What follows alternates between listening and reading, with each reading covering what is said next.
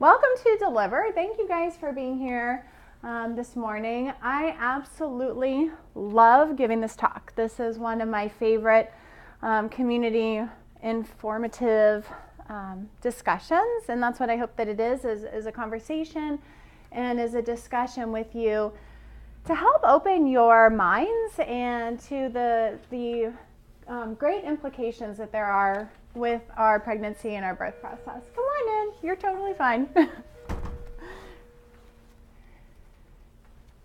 Our mission here at Bright Futures is really to create a bright future for as many families as we possibly can in our community. And we know that that bright future begins during pregnancy. The seed is planted, it is going to grow and it's going to flourish, and we hope to be part of your journey along this. But I hope that today is something that helps you see that there's so much at stake to how we approach pregnancy, to how we prepare our bodies and our minds and our hearts for the birth process and for becoming new moms. How many first-time moms are there in here? Good. How many second or third then? Let me just, okay. Cool, good. So no matter if this is your first or your second or your third or your sixth, it's a brand new experience every single time. So no two pregnancies are the same, no two babies are the same. And I hope to help shed some light on how you can have your most ideal pregnancy and birth process. So Delivered is not a labor strategy class. We're not going to go over specific, labor coping skills. This isn't a birth class, but there is so much information in your handout or in your folders in the form of handouts that I will make sure to highlight how to use them properly, that there's everything you need to know to really encompass a really well prepared for pregnancy.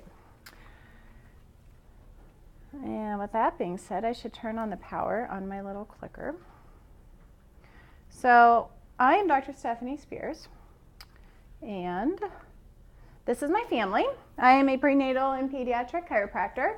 I am here talking to you guys in large part because of my birth process with my oldest child, Lucy. So she will be 10 coming up here in February. So it was, I can't even believe it, 10 years ago, like literally now, this time of the year when I was in my first birth classes, preparing for me to become a mom, and not having a real good idea or any possible clue of what it really meant to prepare properly for pregnancy and for the birth process. And although we took a birth class, that was about it. And it's like kind of embarrassing as it is to say, I was a chiropractor at the time. I just graduated from school. I was a sports chiropractor. I didn't know that the value and what it meant to actually be taken care of properly during pregnancy in terms of your structural and your nervous system health. So we went to birth class with her. We did the Bradley method, which I highly recommend. I love Bradley. Excited for this natural birth. I wanted one, and I thought, okay, since I want one, and I went to the class that told me what I need to do when this time comes, I'm going to have this natural birth. And that was very different from what actually happened. So her birth process was very, very different than I had hoped it to be. When I was in labor, I went to the hospital. I was 6 centimeters dilated, which is awesome. It's really far down the road. However, instead of Lucy being head down, ready for birth, she was breech, which means head up, and not only breech, but she was footling breech, which meant she was basically smushed like this. And since you can't be born with a foot first, we were into an emergency C-section. And the tears and the panic and the fear and the letdown and the shame and the, oh my gosh, what could I have done differently to avoid this, stuck with me for a long time. And the result of that was a baby who lived with extreme anxiety, extreme sensory issues, kind of fear of the whole world. She was born into fear. My pregnancy, as I know it now, was very fearful, very nervous. I didn't really make those connections when I was pregnant with her, but I see it now. And I was determined to figure out how to help my kid function in the world, because I saw something that I knew wasn't right for her. And that's what led me down this path, to start learning about the implications of birth and how I can help her. Because when my second was born, she was a VBAC, and she wasn't quite like Lucy. She was really calm. She was really laid back. She slept. I didn't know babies actually slept. And so I knew there was something to this birth process. And that's what got me learning about how does the brain work and what happens during pregnancy and what happens during the birth process that can either turn on or turn off these switches, neurologically speaking, that can allow a child to be at ease in the world or to be living in a state of fear and protection. And so that's what I learned. And then we have Vince, and he has been an amazing birth. He was my only natural birth. I had all 3 different types of birth experiences myself. But I'm here to help you guys really start to make those dots, that it's not just about this pregnancy and like getting through it, but the long-term implications on your baby and on you as moms, to really taking the time to prepare your bodies and your minds for birth. So that is our vision. The goal of Delivered is to ensure that you prepare not only your body, but your mind and your heart for this transition into being a mom, or a mom of 2, or a mom of 3, or a mom of however many kiddos you may have. All right. So I want you guys to close your eyes for a second. And I want you to think about, what immediately do you think of when you think of birth? Common birth in the United States today. Like, what vision comes to your mind? Go and open your eyes. What do you see? What do you hear? What do you think about? Yeah, hospitals. Sterile, right? No, like, that's when people get sick. they're right about that. Like screaming and pain, and like, for some reason, people love when you're pregnant to tell you all these awful horror stories. Oh my gosh, you'll never believe how my birth process was. Or they like to comment on things that, it's like, why are you telling me this? I don't know why you're telling me this. But OBs, lots of ultrasounds, lots of intervention, very managed, is the common road. And some people like to think, and this is what this little diagram is about, that there's only one option for you, and that's basically what you're told to do by your OB or your doctor, and you don't really have any options or any choices. And what we're going to talk about today is what you want. And so I want you to open your folders, and on the inside cover is a diagram. And so there's all these options for you. There is not, even though birth today is kind of thought about in one way, that's not the only way. And there's all these roads. So you've got this one road, but then there's all these little side streets you can take. And I want you to just kind of look around, and if you want to check off even things that maybe you want to have as part of your preparation for birth. Do you want to have a doula? Do you want an OB or a midwife? Do you want to include massage? Do you want to include chiropractic? Do you want to have a nutritionist that helps you with your diet and your nutrition? Do you want a home birth? That's an option. Do you want a birth center birth? We have an amazing new birth center that's open here. Or do you want to be in the hospital? All these things are options for you. Okay, so we'll come back to this. But what I want you to start thinking about is, you don't have to do just one thing. There's not one right way. It should be your way and what you want to have. So let's talk about some common statistics. We're going to just go down and kind of highlight some of the major interventions that are really common today and why they're happening. So 8 out of 10 births today are augmented in some fashion. So 80% of moms, they don't have all of these, but the current statistics are that 80% of all births today have at least one of these interventions done. And how this starts to happen is that as you start to move into your later weeks of pregnancy, either you as a mom or the obese saying, you know, I'm getting really tired of being pregnant. I'm so sore, I can't move, I just want to get this over with. And so you set a date to get an induction, right? Very common. How many people know somebody who's been induced? It seems like just the thing to do. So we start by, you know, giving you some cervical ripening agents, try to get the cervix dilated, try to break your water. And the problem with that is if your body isn't naturally ready, guess what? It doesn't work. And so since this process has started, now we try to actually mechanically stretch the cervix. So that's no fun for anybody. When that doesn't work, then we go into, this is kind of the classical cascade of interventions, right? We go into Pitocin. Well, your body isn't working. The cervix isn't opening. So we start to get on Pitocin. We're going to go through Pitocin in detail in just a second. Pitocin is the artificial form of oxytocin, which is your body's love hormone. That's the biggest hormone that our bodies produce that allows the labor process to unfold naturally. However, artificial Pitocin is artificial. It doesn't come, so there isn't all the other what's called cofactors that go with it that allow this process to work. So now you're on Pitocin.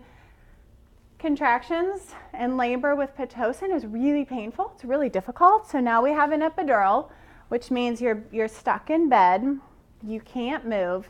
Makes it very difficult to feel the baby and to push, which can lead to, you know, the worst things that can happen, which is baby stuck now, because all these things have happened when the body was never ready in the first place. And that's the biggest thing that I want you to take home is your body has to be ready, and it doesn't get ready on the day you start labor. It's starting to happen now. The stage needs to be set now for your body to start learning hormonally and neurologically how to prepare for this time of birth. Because ultimately what may happen is the doctor needs to come with forceps, which I would encourage you guys to actually Google what forceps look like. It's really crazy to see. They're these huge mechanical clamps, and they go in and they pull the baby out with the metal clamps. Can lead to a lot of problems with the babies. We'll talk about that in a moment. Or they come with a vacuum. Google what a vacuum looks like. It's another crazy looking thing. They come in and they actually suck the baby out of you when it can't come out on its own. Or ultimately, you'll have a C-section. We all know what a C-section entails. And so you get through this process, and there are long-term effects that can happen with all of these. We're going to talk about two of the main ones next. Pitocin. So we're going to go through Pitocin and epidural because they're so common. How many of you have a friend or know somebody or yourself has used Pitocin during the labors? All of us. It's super common. Just because it's common doesn't mean it's normal and doesn't mean it's the best thing for us or our babies. So here's some risks of Pitocin. When your body has Pitocin, like I said, it's the artificial form of oxytocin. Our bodies are amazing in the fact that when we go into labor, we have a contraction and a relaxation, and a contraction and a relaxation. And it's that relaxation that gives us a moment to breathe, catch our breath, prepare for the next one. However, when you're on Pitocin, the contractions are really hard and they're much longer, and the breaks in between are much shorter. So you have harder and longer contractions, much more probability of an epidural because it's very, very, very difficult to labor without an epidural with Pitocin. Any moms who do it are rock stars. It's really challenging because you don't get this nice wave of contractions. It's like a truck that's coming and coming and coming with very little break. Problem with that is that it leads to a decreased fetal heart rate. So when the uterus contracts, it's a muscle. The uterus is a big muscle, and it squeezes down and it cuts off the blood supply temporarily or momentarily from the umbilical cord to the baby. So how many of you have heard, oh, I needed a C-section, my baby was in distress? That's so common to hear that. Well, why was your baby in distress? Because it wasn't getting the blood supply, it wasn't getting the oxygen, and the heart never had the break to recover between contractions, which means you're 2 times more likely to end in a C-section because of that phenomenon of the longer and the harder contractions. And the bigger thing is that there's a much greater risk for babies to not be able to breastfeed. And the reason of that, and I know a lot of moms want to breastfeed now. It's very, we all kind of hope that we can do that. When the baby is experiencing labor and is experiencing contractions, what it does is every contraction puts pressure onto the baby's head and neck. It kind of acts as this, it's a compression on the baby's head and neck. Now, if this is why in our office we stress so much about the proper pelvic balance and pelvic alignment, because babies have to be in a very, there's not a whole lot of leeway, not a lot of wiggle room for babies to be in this just perfect position to allow them to put the right amount of pressure on your cervix, because the baby's head putting pressure on your cervix is what sends this feedback loop to the brain that says, okay, keep dilating, keep sending hormones, keep this process going.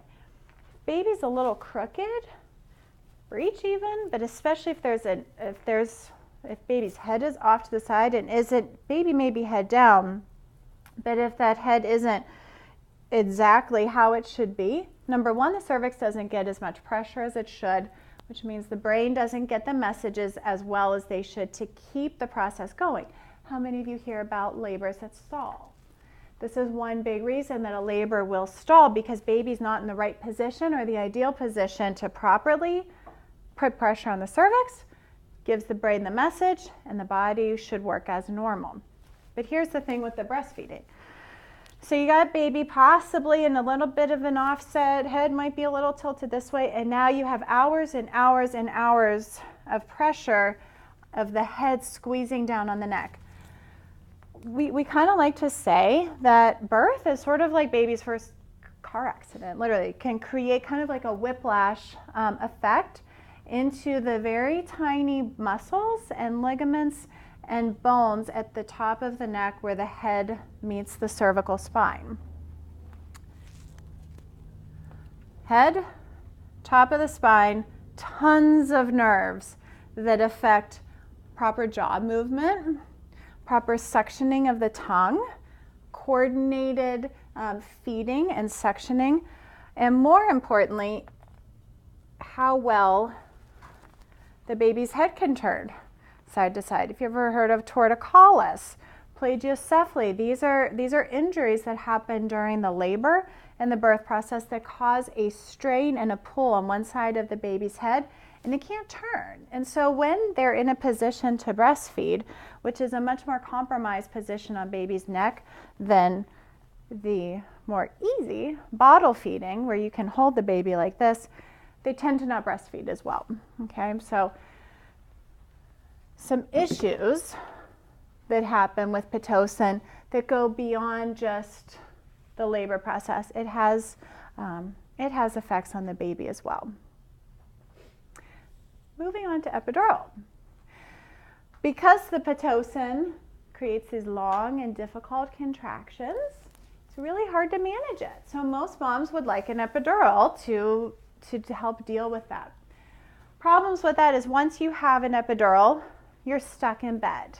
And movement and walking and squatting and bending is so critical for that head to get into the right position. So moms and babies are doing this really cool dance during the labor process. And in order for baby to be able to navigate through the pelvis, which is all bones, so there's a whole lot. So this is our pelvis, okay? Baby's got to navigate his way through here, through the pelvic opening. So there's a lot of bone, okay, that baby needs to figure out how to move around and get through. So in order for that to happen as effectively as it can, you as mom not only need to be really active during pregnancy, because that during the pregnancy babies learn to move and navigate the pelvis, but during the labor process, squatting, bending, swaying, lots of movement from mom is what helps work the baby down and put that pressure on the cervix and keep the process going. When you're laying in bed on your back, not a whole lot happens, okay? So the problems, you've got a longer labor because it tends to stall when you're immobile. You've got a 4 times greater chance of posterior presentation. So this is what is commonly known as like babies being born sunny side up. That's what's called posterior. Babies should be their face facing your back. When you have an epidural, everything relaxes. So all the tissue relaxes, which means even if baby was like this in an ideal position prior to starting labor, you get the epidural, it's a much greater chance that baby's also going to go where gravity takes it. If you're on your back, everything's relaxed, gravity tends to turn the baby this way. Here's what happens with that. Because we're dealing with a bony head coming through a bony pelvis, baby's head on your tailbone like this, that's no fun, okay? So you have an epidural so you don't feel it, but baby feels it. Baby's going through this experience just as much as we are, and I think it's really easy for us to tend to only think about us as moms feeling this and experiencing the labor process, but we can't forget that babies are having an experience as well. They're having a physical experience, they're having an emotional experience, and how we treat this process is so critical because it really does make an imprint on their brain and their nervous system, how their emotions develop, how they develop physically. And when their head, and I see so many babies, we have the pleasure of checking many newborns very, very soon after birth to make sure that their nervous system and they came through it okay. But I can't tell you how many have really flat heads. And so as their head is pounding literally up against your tailbone can really create some issues in those babies.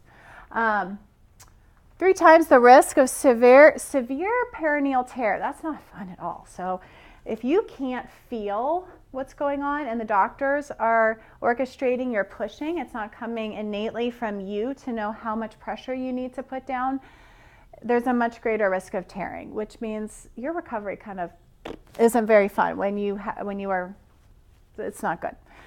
Nobody wants to I don't need to elaborate on that, but it's not the ideal way to begin motherhood with a huge tear, okay?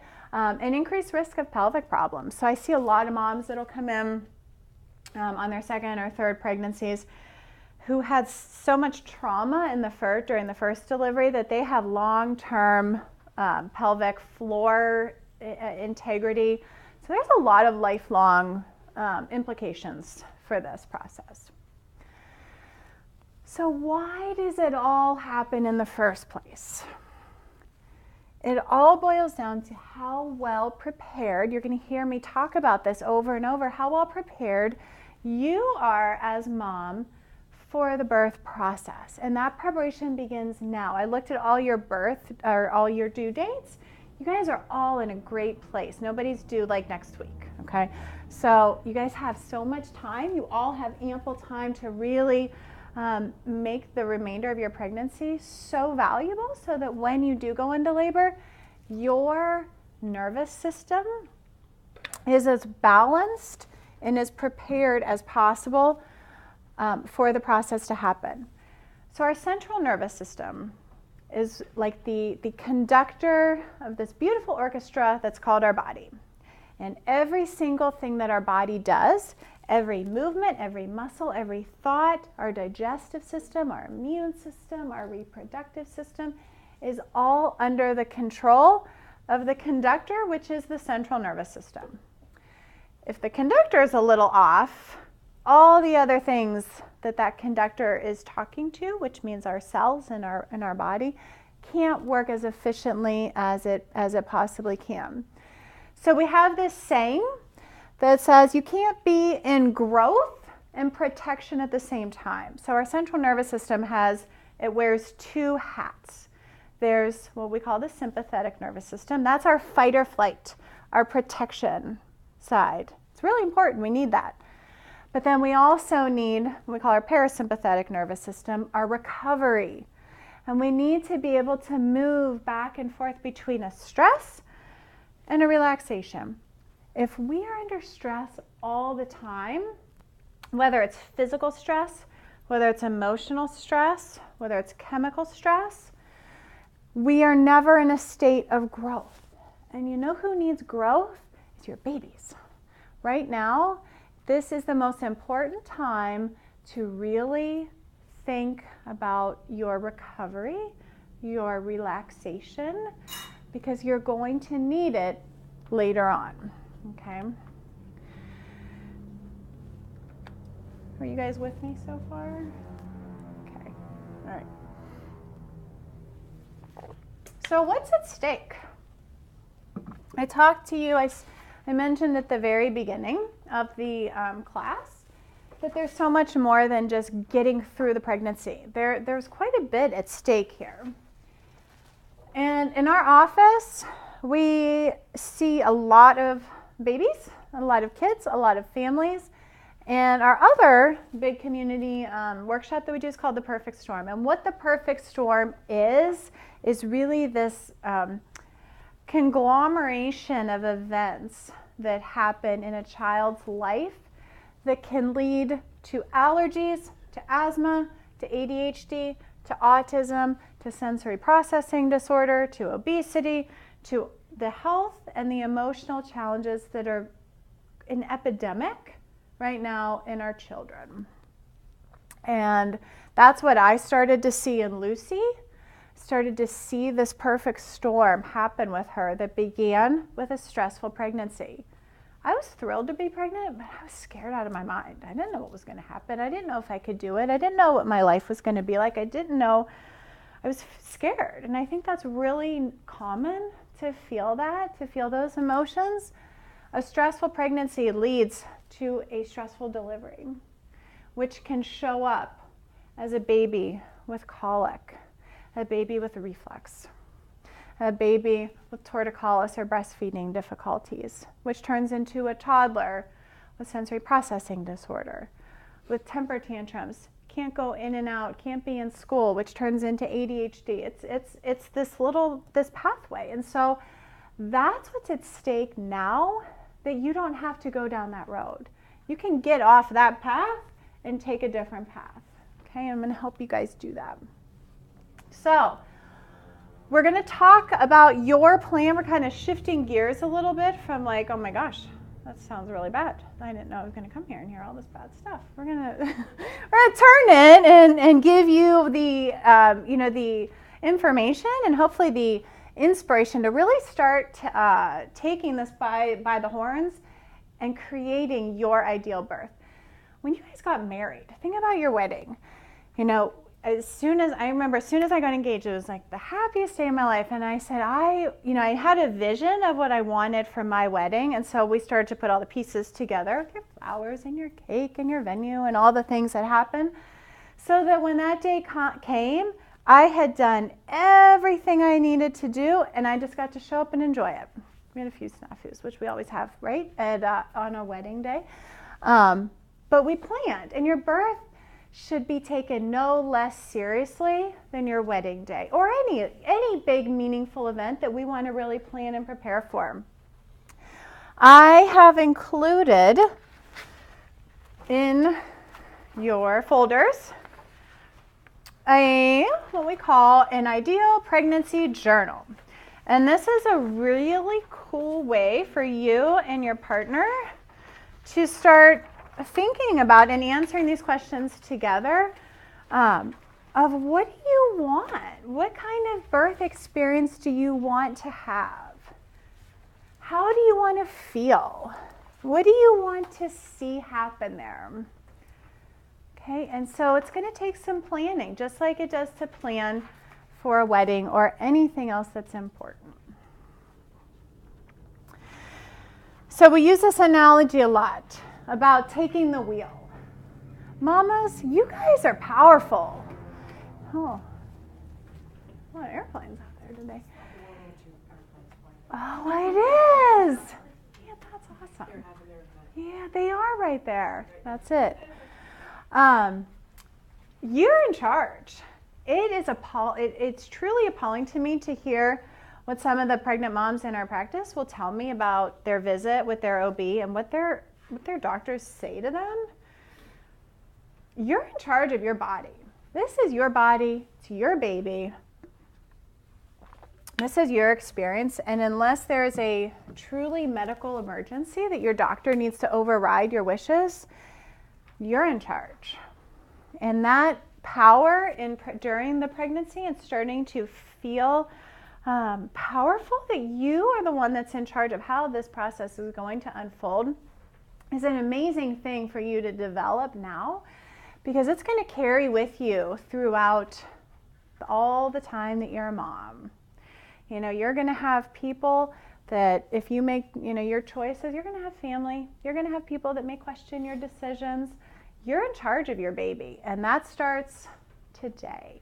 If you don't have an OB or a birth provider on your team that's respectful of you, that understands the sacredness of this process, maybe think about a different one. You should be respected in your choices. Your voice should be heard with the people who are on your team. It's a really powerful thing to feel like you have a voice during this process.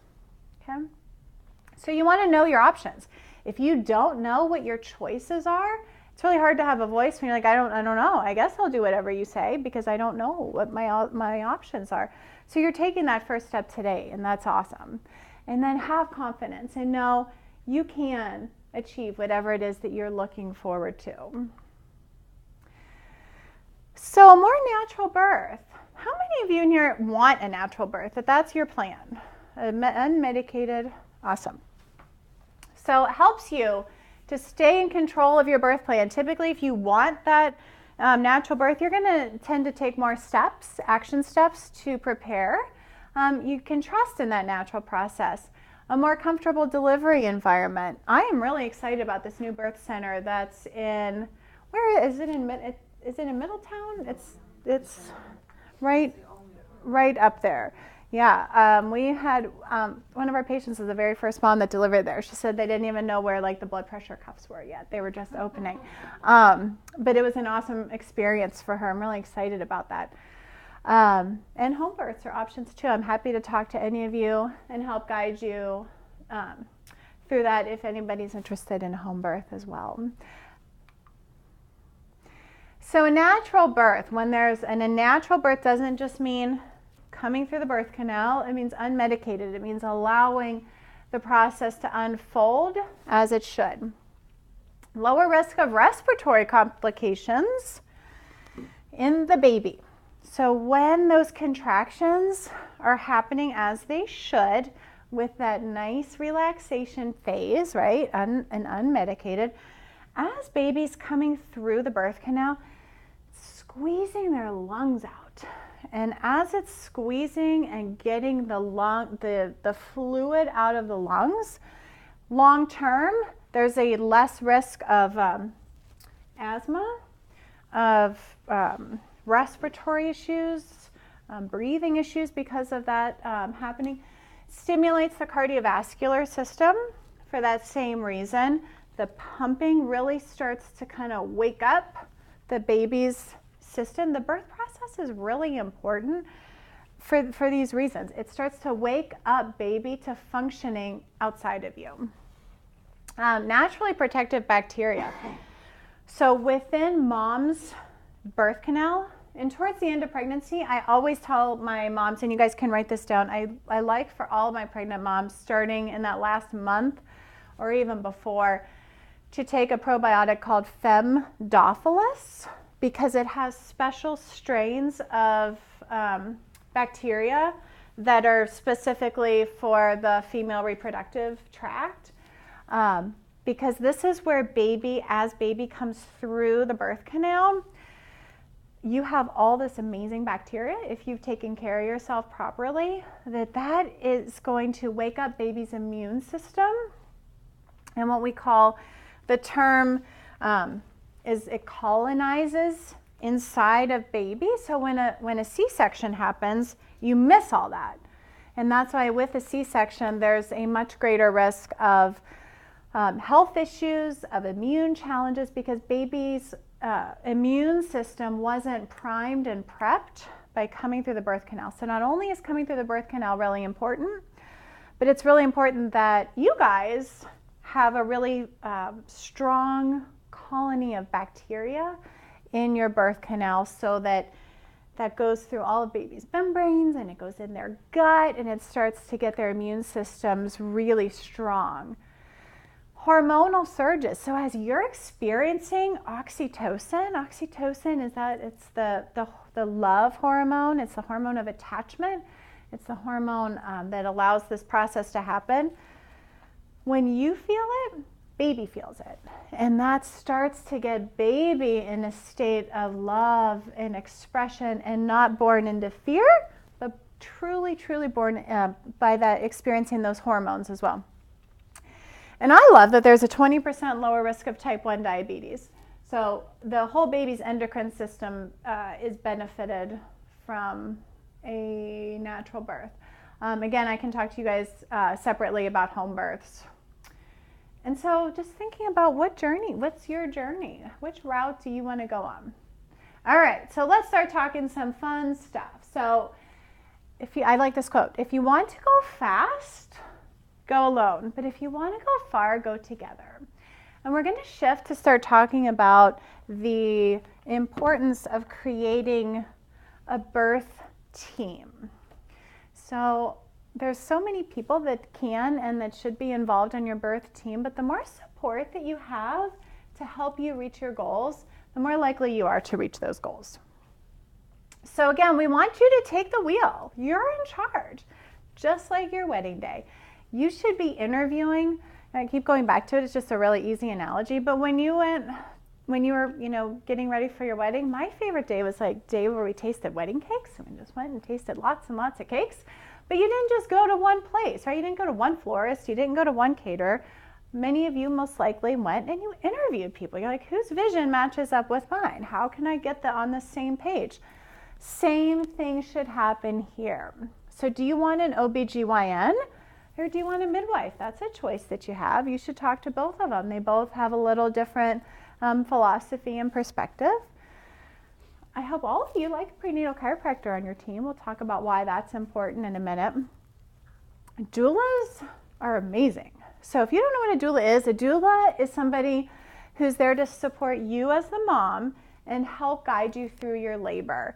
They don't take the place of dad. I know it took me till my third birth to finally convince my husband we're getting a doula, like it's going to happen. We wanted it to just be the two of us at the beginning. But what a doula does is really help guide you as a mom and as a woman who's going through this experience. Typically, most doulas have had babies themselves, but they can guide you and they can help you get in different positions. They can tell you that you're doing great. Just that emotional support. And sometimes when you get really far into the process and your husband's like, you're doing great, and you're like, you don't know what this is like. You have no idea how great I'm doing. It means something different coming from another mom who's done it, who's been there, and you're like, okay, I can keep going. Doulas are awesome. I love them. In your folder, we've got some resources for you for some doulas, for some lactation consultants, for prenatal yoga is amazing. We're going to talk about that in just a moment, of why that's so important. Birthing classes, you have a choice if you want to take them at the hospital or if you want to take them outside the hospital. For those of you who raised your hand that you want a natural birth, I highly recommend not taking a hospital birthing class, because a hospital birthing class will teach you how to be a patient in the hospital. You want to learn how to have an empowered birth. Okay? Acupuncture, massage, nutrition, and then your family and friends. You know, this is if your choice is to maybe explore things that might be different than what your family thinks that maybe you should be doing or has opinions about it, start to consider how much you allow those people. You know, if your mom or mother-in-law like stresses you out, they probably shouldn't be in the delivery room with you. So just things to think about. Your birth team. Ina May Gaskin. She is amazing. If who's heard of her or read any of her books? Her books are awesome. I highly recommend you getting them. One, I really like the one, I think it's called Guide to Childbirth, but there's all these birth stories, and I love to read, and I encourage my moms to really read about other people's birth stories who've had natural births. It really is empowering to read about the process from another woman's eyes. But I love what she says here is, she says, we must remember that the mind-body phenomenon described in 9th-10th century textbooks is no less true now than it was then. Most women need encouragement and companionship more than they need drugs. And although I'm so thankful that we have a system that in an emergency, my daughter may not be here if we didn't have the amazing, you know, technology of C-sections and resources to help. But we need encouragement. We need support. We need other women who are surrounding us to help us along this process. So that's me. So what we do in our office, I am a certified prenatal and pediatric chiropractor. As I said, I've been going down this road now since Lucy was 2. So for the last 8 years, I've really shifted focus to learning everything I can to help moms have the best start to life possible. I am a certified prenatal chiropractor. We work heavily, our office is over 60% prenatal and pediatrics in our office, and it is our specialty, it is our focus, it is our passion, and we give everything we have as a team to our patients to help you guys achieve the pregnancy, the birth process, and help your babies really thrive from early on in life. So what is prenatal chiropractic? Most people, and OBs, we get a lot of referrals from OBs or patients that call late in pregnancy where they're due in a week or 2 and their baby's breech. And so that's what most people think about as prenatal chiropractic. And why that is because we have something called the Webster technique. And the Webster technique is a very specific, non-invasive protocol that I use to assess the ligaments and the pelvic alignment. So here's your pelvis right here. It's very movable. So this is called your sacrum, and these are your 2 hip bones. And anytime you've had any old injuries, old misalignments that you probably aren't even aware of until you get pregnant, and then all of a sudden you're like, oh my gosh, I never had this pain before, but now I have all this pain. Well, obviously, you know, we can make the connection between a growing belly and changing your center of gravity and creating pain. But the bigger issue with that is that the sacrum, which is your tailbone, is connected to the round ligaments. And so the round ligaments are like 2 cradles, and they cradle your uterus, okay? And as you start to grow and grow and grow, these ligaments need to stretch.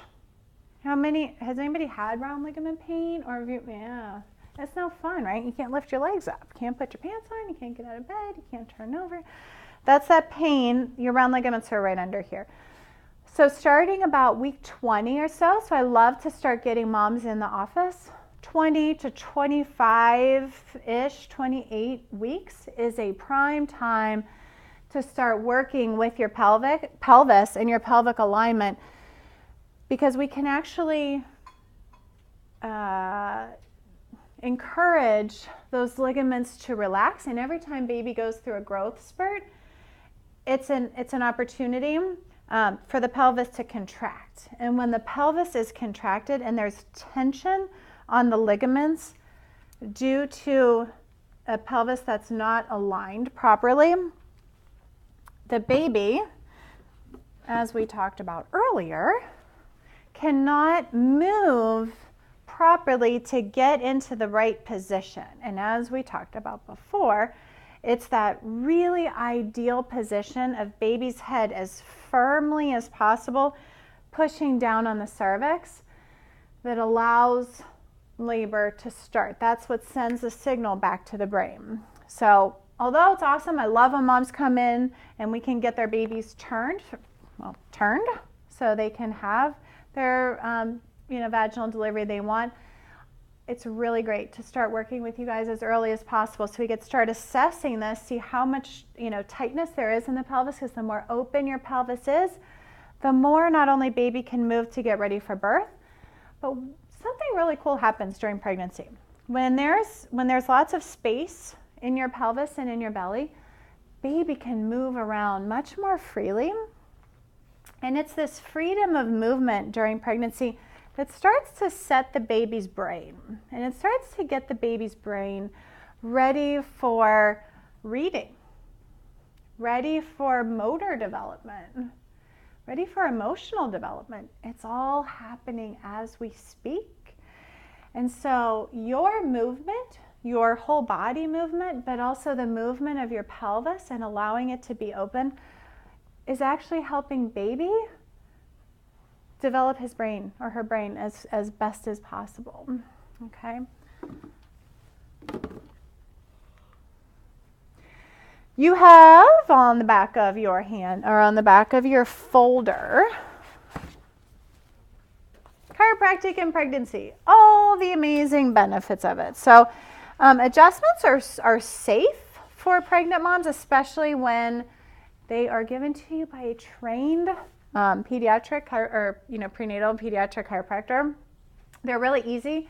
It's a completely different type of adjustment, a different type of assessment on your body when you're pregnant than it is when you're not pregnant, because we start doing a lot of ligament work, we start doing a lot of soft tissue work to make sure that any tight spots or areas of restriction through your pelvis are being addressed in a very systematic approach.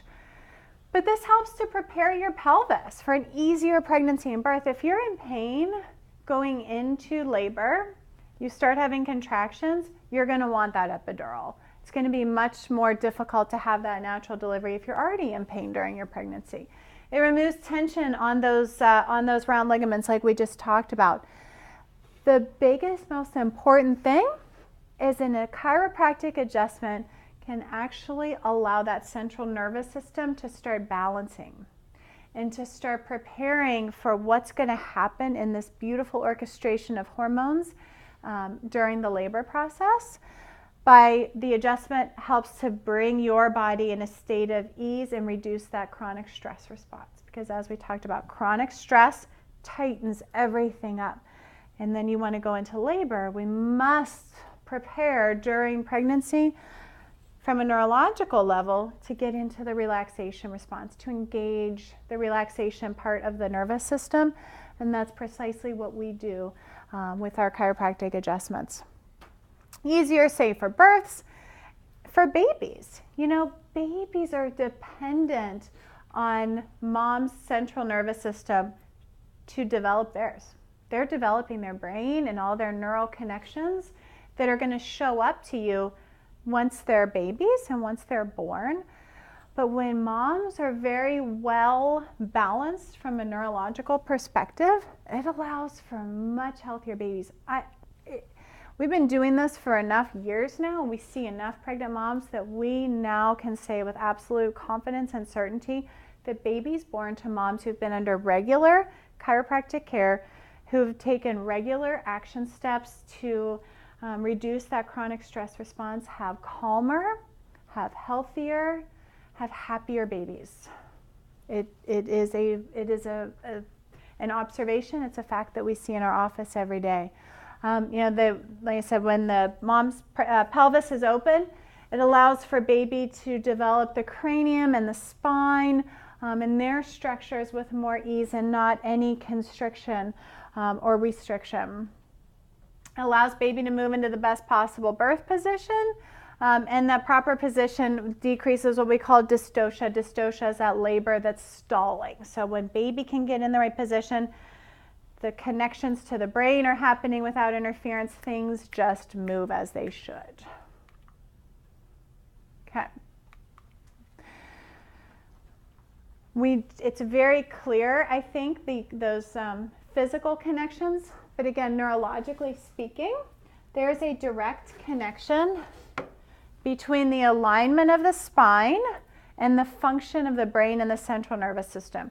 So when a spine, and this is you or your baby, is misaligned or is not moving properly, and this is always going to happen during pregnancy. I mean, when we start to carry weight and we shift our posture, not only does that affect the lumbar spine, but it's going to shift everything, how we carry our weight.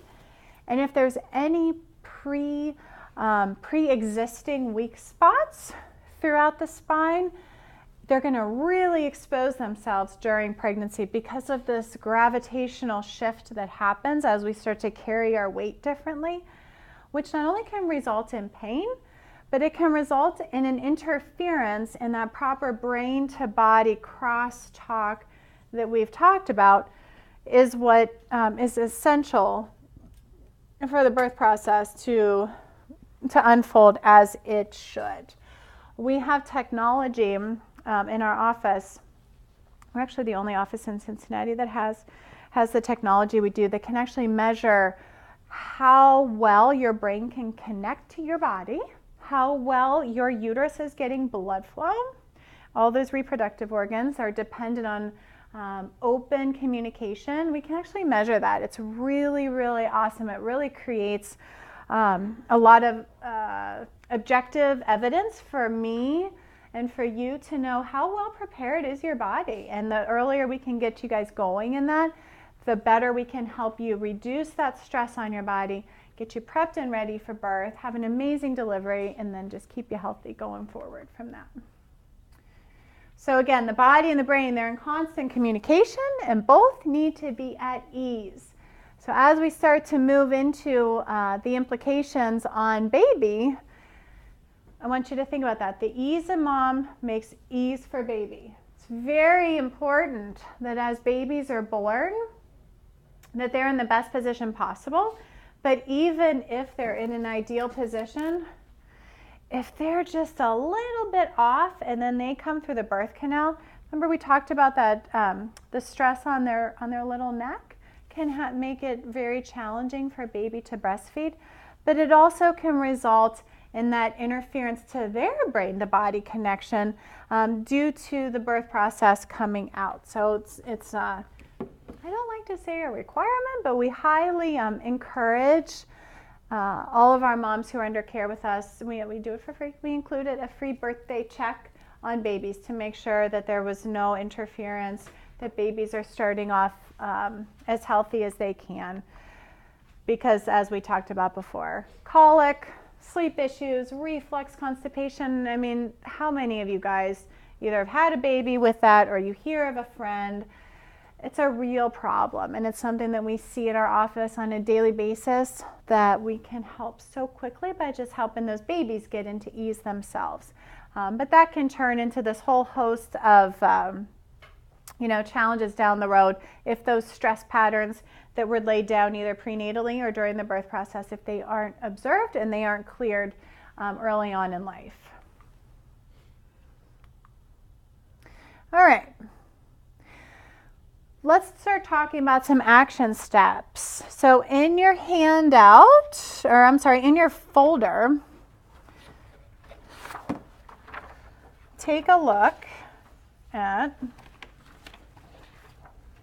this one. I love this handout. So this is something you should take out and put on your mirror or put in your car or somewhere that you can see on a daily basis, because the reduction of stress and anxiety in pregnancy may have significant and long-term benefits to offspring and therefore substantial public health benefits.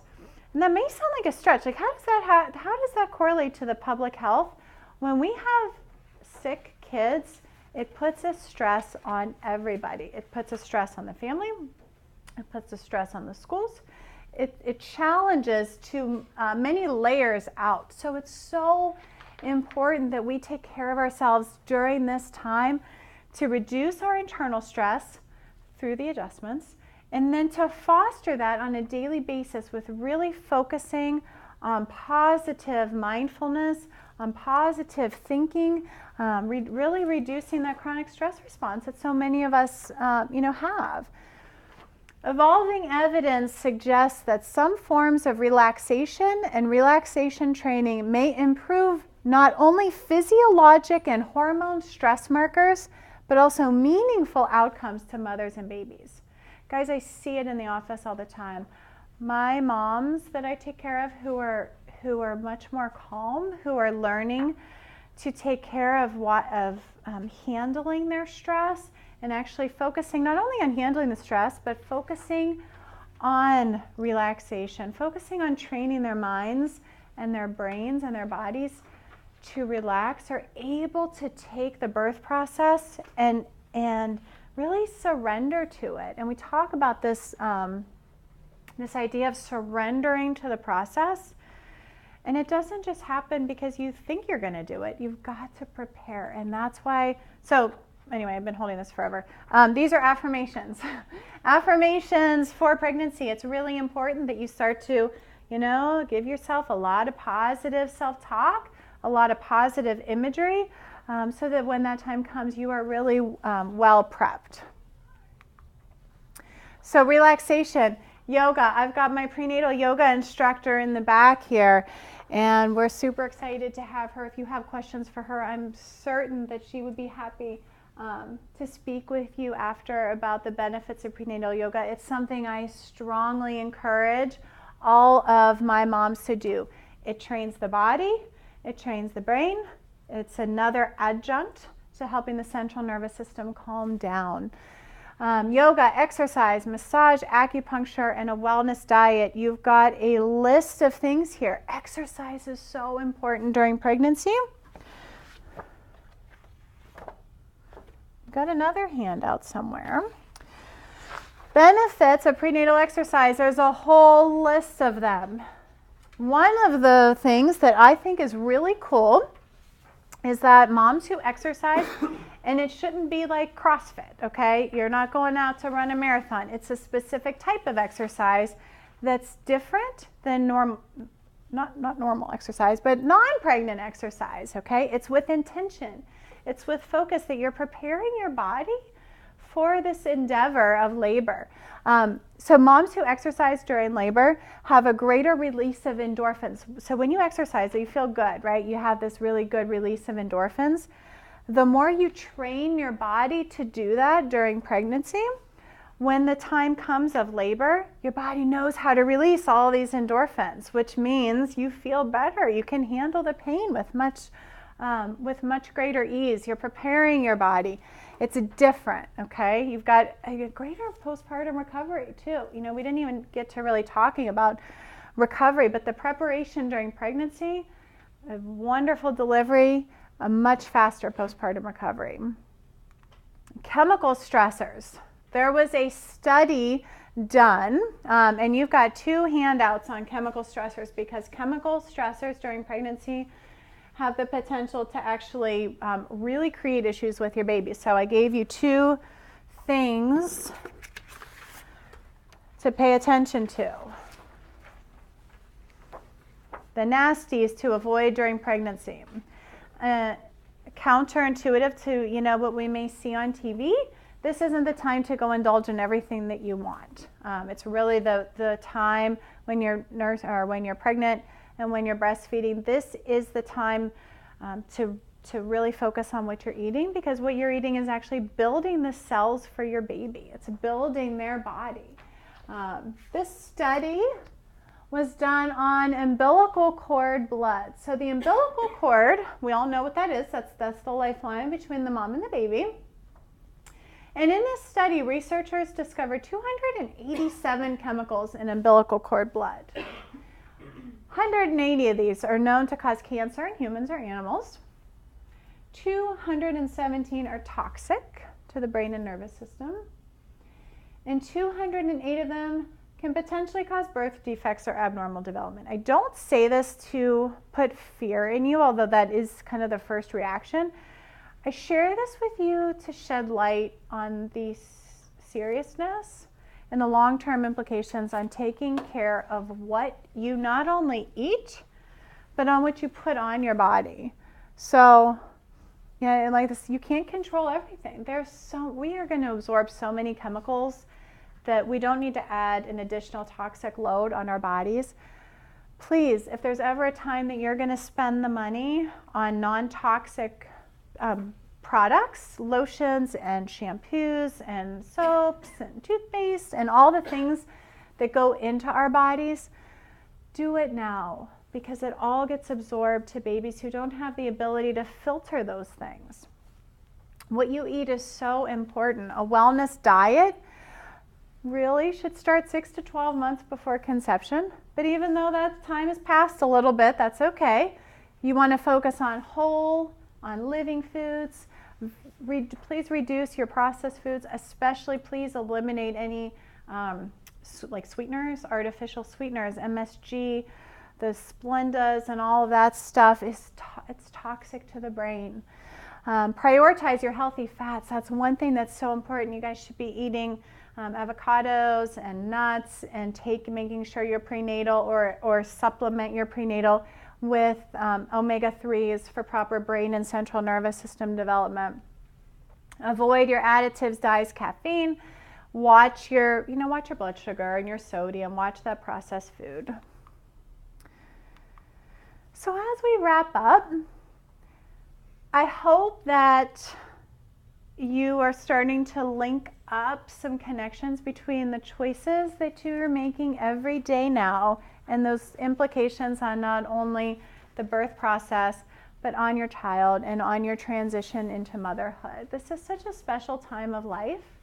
And my intent for all of the moms who we take care of is that you look back and say, that was an amazing time. You know, so many people really don't like to be pregnant. And I hope to encourage you to really embrace it and do everything you can to prepare for your ideal birth. Use your journal that I gave you to sit down with your partner and start to think about, what do we want? How do we want to experience this? Who do we need on our team to help us? So have your plan, choose your team, maintain your balance. I love this. Life happens. You know, life does happen. And it's not about living this like Zen life, but it's about being able to recover from those stresses as fast and as quickly as possible, and have fun and enjoy this process, enjoy this journey. As my kids are getting older, and I saw them walking around, they're somewhere around here, I don't even know if they're in the office. It's crazy to me how old they're getting. It goes by so fast. So enjoy this process. Enjoy this process. So take the wheel, stay in charge. And if I can help be part of your pregnancy, I would love to, be part of the journey for you. We have a special offer for you guys today of a discounted assessment fee, and we'll take you through all of the testing, the neurological testing that we talked about, so you can find out where your nervous system is. How well prepped are you right now? And if we've got some room to do, let's strategize together. Let's work together to create your best birth. Okay, so again, thank you guys so much for coming. I will stay as long as I need to answer any questions. And Natasha's in the back. She's our prenatal yoga go-to. So if you have questions about, you know, how you can benefit from her, please talk to her as well. We've got Caitlin up front and Ashley in the back. They're my team because I can't go it alone either. So they are just as much a part of our office and all of our patients as I am. So thank you guys for coming. If you have any questions, feel free to stay, and I will see you hopefully all soon. Thank you guys.